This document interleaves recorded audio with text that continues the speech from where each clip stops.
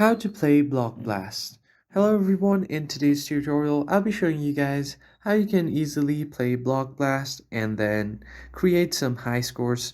I'll be also giving you few tips so that you will be able to play better and create new high scores. So Block Blast is a fun strategy game where you have to align some blocks and you will be given points based on the blocks you align.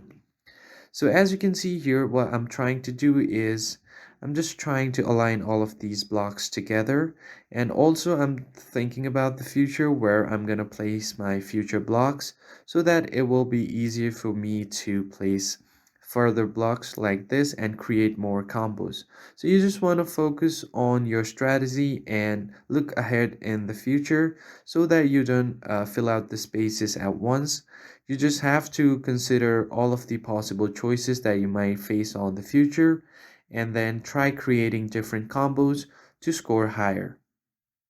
Now you just have to follow this along and then create different strategies like this, and eventually once you get better at the game you should be able to score higher and higher. So that's it for this video guys. I hope you found this helpful.